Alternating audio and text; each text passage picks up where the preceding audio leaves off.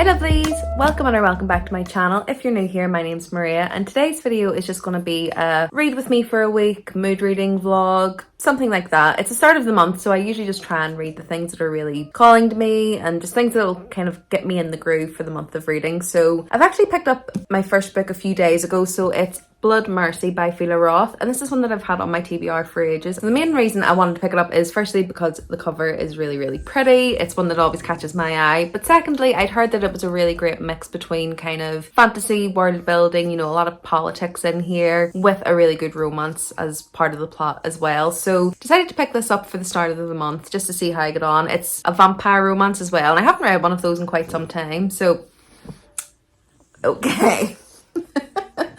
Frank is just taking a seat whether I want him to or not. But yeah, it's a vampire romance and I haven't read one of those in quite some time, and as we're coming into, I know it's only August, but it's autumn for me. I already start to think about autumn reads, so that would be a good one to start with. So it basically follows these two protagonists. It's this land where there was previously an alliance between the humans and the vampires. They're basically in this called the Hesperines, and between their lands there used to be an alliance for peace, but over however many centuries that had been broken, and essentially in the book there is a summit where the current king of the human land has asked the Hesperines to come to his land so that they can maybe broker peace and negotiate the deal again. Now, the king of this land is a bit of a tyrant. He's not the kindest of people, and his daughter Cassia was born out of wedlock, so she's his bastard child, and essentially she's the main female protagonist in this, and you kind of follow her from the start, seeing how she's treated within the court, within the society, and she is kind of pushed to the side. She isn't really supposed to join any of the meetings or anything like that, but she comes across Leo, who is actually one of the Hesperines negotiators, and when they come across each other there's an instant attraction there, but I will say that it hasn't been insta love just yet. But essentially they kind of meet up nightly to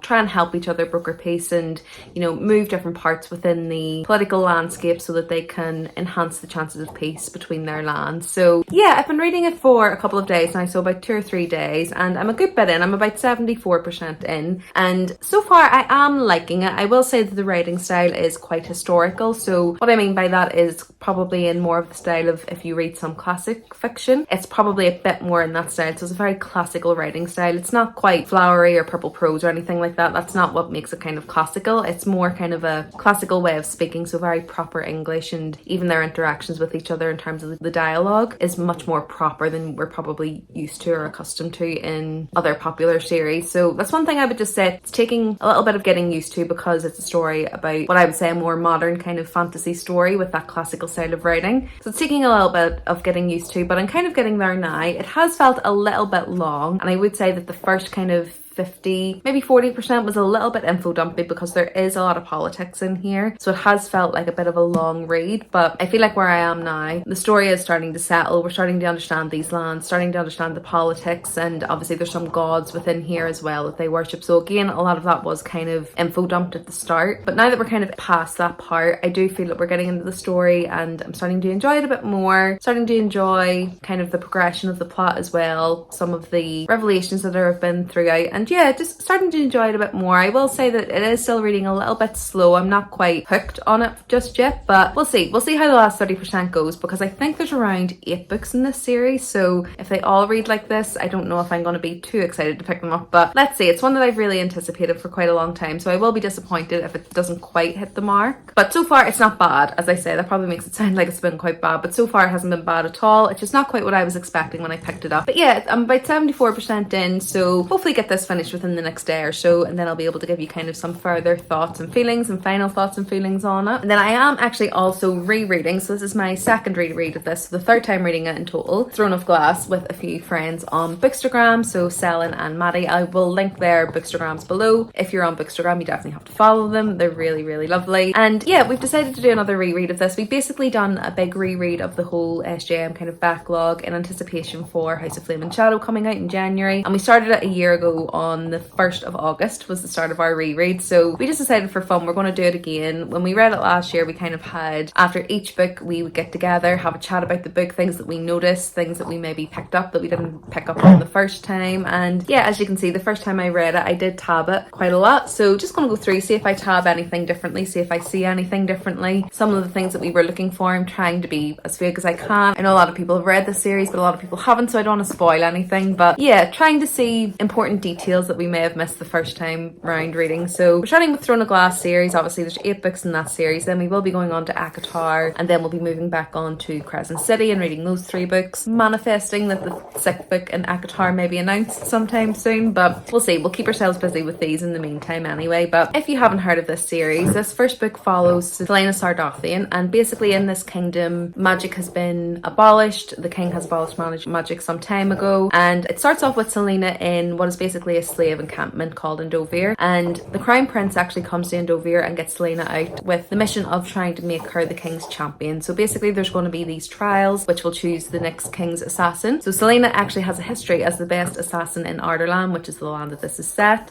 So the crown prince brings her as part of these trials to combat her way through to become the next king's champion, and the story kind of goes from there. And I absolutely love this series. The first time I read it, I adored it. The second time I read it, I adored it even more. I started to like different characters that I maybe hadn't loved the first time, and it's just a bit of a comfort read for me. This, ACOTAR, Crescent City, probably this and ACOTAR more so, are just real comfort reads for me. There's some of the books that got me really back into reading probably back in 2019, 2020, something like that, and certainly back into reading fantasy as an adult. I always loved fantasy growing up. You know, I read all of the standard fantasy that we read as teens, you know, Twilight, things like that. But as I got older, I started reading a little bit more of thrillers and literary fiction and things like that, and didn't really tend to jump into the fantasy side of things as much as I probably would have liked to. But yeah, after reading A Discovery of Witches, I then read ACOTAR, and the rest is history. I've kind of been reading fantasy and fantasy romance ever since again. But yeah, rereading this with some friends on there. Really excited to jump into this world again. I think I'm only around 78 pages into this one, so yeah, still a fair bit to go. I'm kind of listening to this through audio as well as physically reading. I'm trying to physically read as much as possible so that I pick up on all the little details and things like that as much as possible. But yeah, reading it via audio as well, just to try and get it in. As I say, just really excited to be back in this world again. So hoping to get a good chunk of this read kind of today and tomorrow, to maybe move on to another book on Wednesday to maybe close out for the week. But once I finish this one, I'm just going to go up to my TBR, pick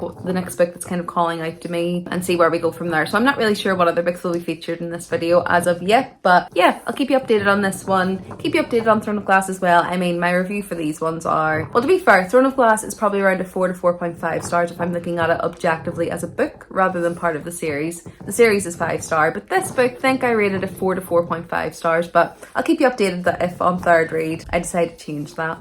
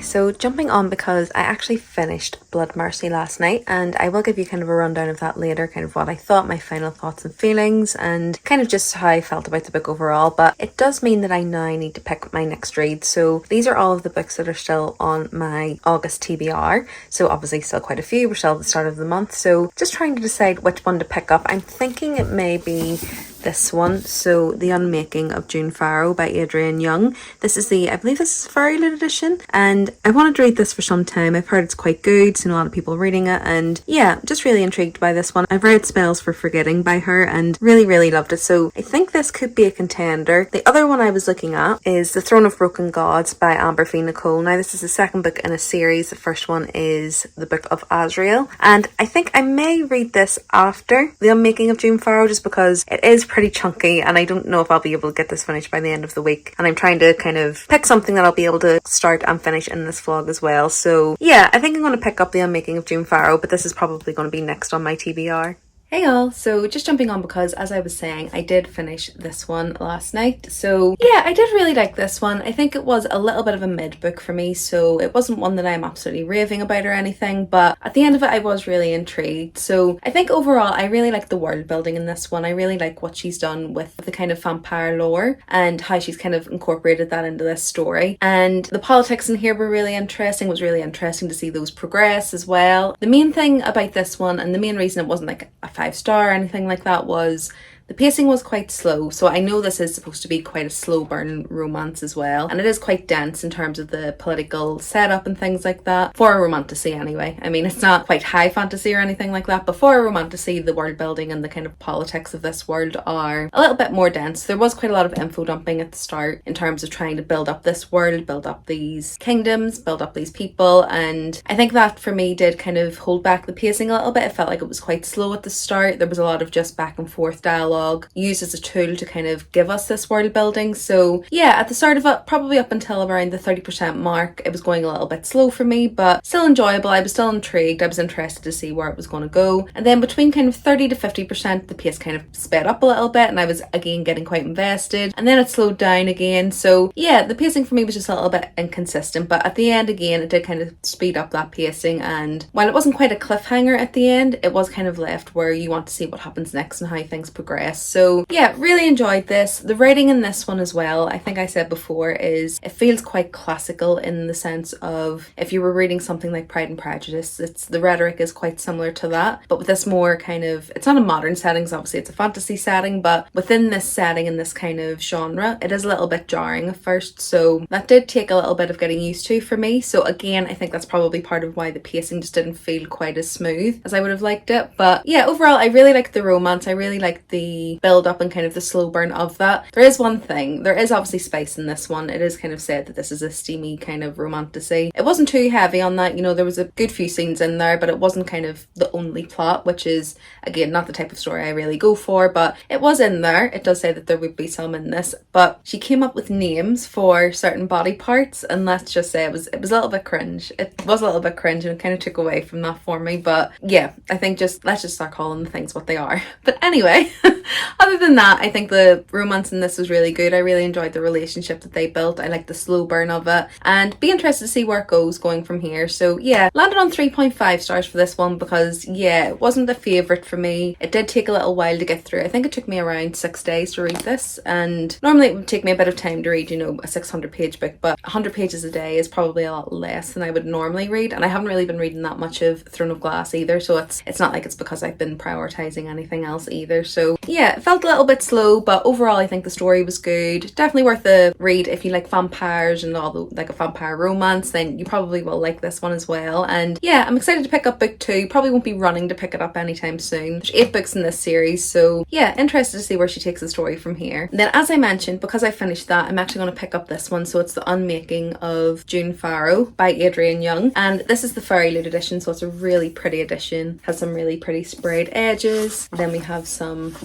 really pretty end papers, and I think there's foiling. Yeah, there's some foiling on the front as well. So I've actually started this one. I'm only on like chapter 2 or something like that, so that's page 26 in this edition, and so far I'm really liking it. I mean, I've read from Adrienne Young before. I've read her book Spells for Forgetting. Really enjoyed it. It's kind of, her genre seems to be, it's almost like a cozy thriller. And I don't know if that is a subgenre or if I'm making that up, but it's kind of like a cozy setting. So it's like a small town, quite mystical, quite whimsical as well. There's also a much darker side to it, and there's usually a thriller element or kind of like a mystery that you're going to be following along the way. So with this one, we start off at the start of the book where June Farrow's grandmother has passed away. So June never really had a mother figure in her life other than her grandmother, because when she was a baby, she was left basically abandoned within the town. And the only reason they were able to signify who she was because of a locket that was left on her in the basket when she was found. So her mother, Susanna Farrow, has been missing for however many years. So her grandmother has kind of been her mother figure. And at the start of the book, she sadly passed away. And we're kind of getting scenes where June is maybe, from what she's saying, imagining things that aren't there, seeing people that aren't there, seeing things out of the corner of her eye. So it's already quite mysterious, just 26 pages in. And it does say in the synopsis that basically some of the events will lead to her finding this secret door within the town, and the story kind of unfolds from there. So I'm guessing there's going to be some sort of alternate universe or alternate land. I think Adrienne Young's writing is usually a lot more magical realism than pure fantasy from my experience with reading Spells for Forgetting, so be interested to see how that goes. But so far so good. The writing's really good. I knew it would be just from reading her previous book, and I'm really interested to see where it goes. So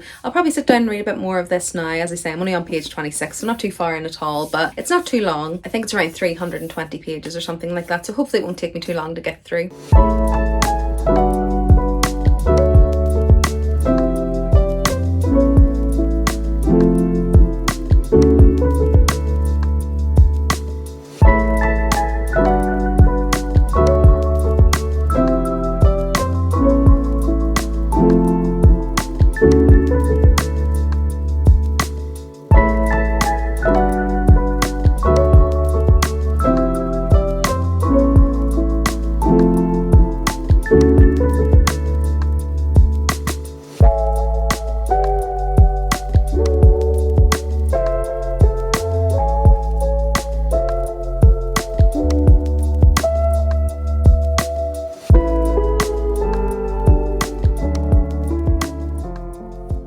Just jumping on with a quick update on the unmaking of June Farrow. So I'm about 30% into this one on chapter 8, and so far I'm really loving it already. I think, as I said, the writing style I knew I was going to enjoy. From reading Spells for Forgetting, I just knew it was something that was going to be for me. It's quite atmospheric, but as I say, quite cozy, almost like a cozy thriller type of subgenre. So yeah, really loving the writing so far. The plot seems to be really fast paced as well. We're really kind of getting into the thick of it already at this point, and there's a bit of a mystery going on there. And for me at the moment, it's kind of almost a bit of a fever dream reading it, because I'm kind of thinking, is what she's saying true? I mean, a lot of the premise of this one is that the Farrow women are, you know, crazy, and they tend to go crazy quite young and things like that. And the way that it's written, it's almost like you're in her inner thoughts quite a lot. And I think the way that Adrienne Young is writing this one is really conveying that, kind of making us as confused as the main character in this as well, and clouding our judgment, where we're kind of thinking, is this real? Is this not? Is this a fever dream? What's going on? So yeah, so far so good, as I say, about 30% in, really loving it. Definitely think this is giving me kind of the 5-star vibe, so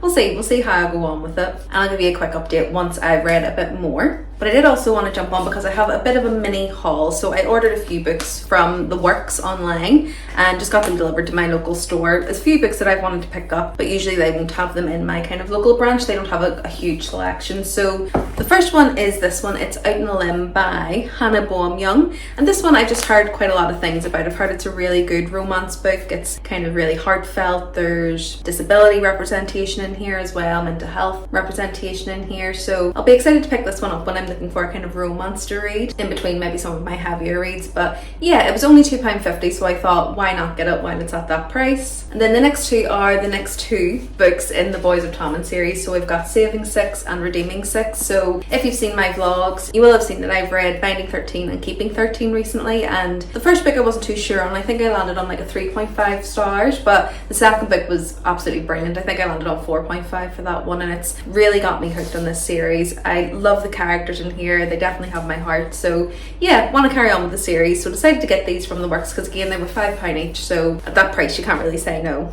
So yeah, for the rest of the evening I'll probably just be chilling, probably get a bit of reading done while I'm making dinner. I don't have the audiobook for Junefire or anything, but I'll probably just try and read on the Kindle while I'm making dinner and try and make my way through it. I think there's not too many pages in here, so I'm already, as I say, 30% through, basically after one sitting, so hoping to read quite a fair bit of it today and see how far I can get with it. And I should have some time before work to read tomorrow as well, so I may potentially get it finished tomorrow, but I'll keep you updated on how I get on.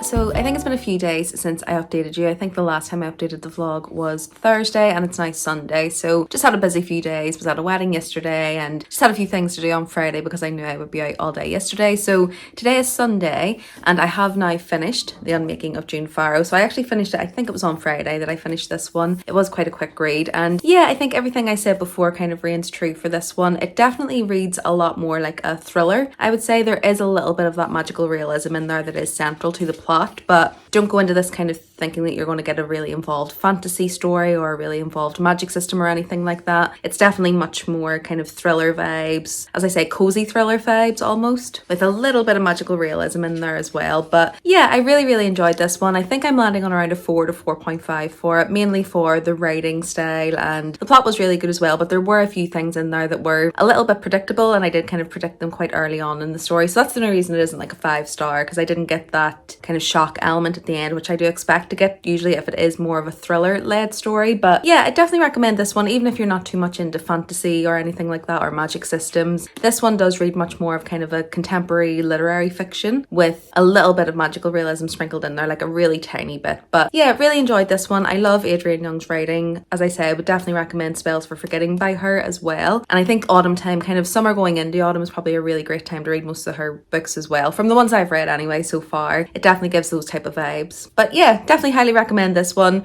Really enjoyed the writing, really enjoyed the storyline. Was a tiny bit predictable for me anyway, so yeah, that's the only reason it's not 5 stars. But yeah, overall probably about a 4 to 4.5 for this one. And then I did also finish my reread of Throne of Glass as well. So I mean, look, this is 5 stars for me. It definitely has a place in my heart, so I knew this was going to be 5 stars. I've read it, this is the 3rd time I'm reading it, so really enjoy this one. This one is definitely a very easy entry point into this series, so while a lot of the plots haven't been developed in this, I can kind of see the threads that were woven at the very start of this series, and it does always amaze me actually how much Sarah J Maas must have had planned out when she wrote even this first book, because it is an 8-book series, so the story really does expand over those books. But again, it really just does amaze me how much of that was actually woven into this story. And I think just with any author, you know, when they have a big book series like this, it just always amazes me how much they must know, even at those starting points, to kind of weave it in there and foreshadow what's going to happen. But yeah, really love this one. I would say if you're the type of person who hasn't read a lot of fantasy before, or if you're trying to branch into this genre, this series is actually quite a good one because it's not too heavy on the romance. There is romance in here as a subplot, but I would say this is much more of kind of your fantasy led plot. So there's a lot more about the politics and the magic systems and kind of the history in this one, with that romance subplot as well. So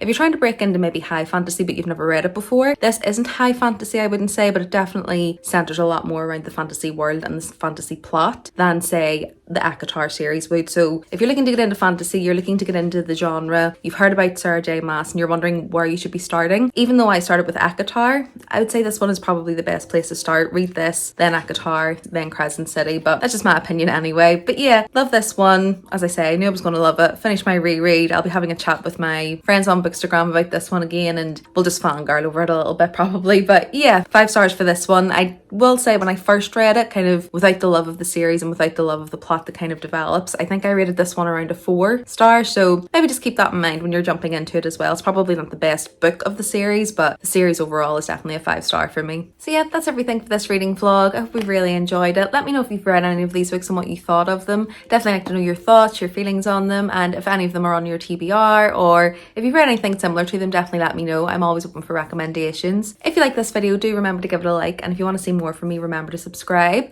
I'm posting twice a week usually, so it'll be videos like this, like reading vlogs, come shopping with me, book hauls, all good bookish things like that. Other than that, thanks so much for watching this one. I hope you really enjoyed it, and I'll see you in the next one soon. Bye!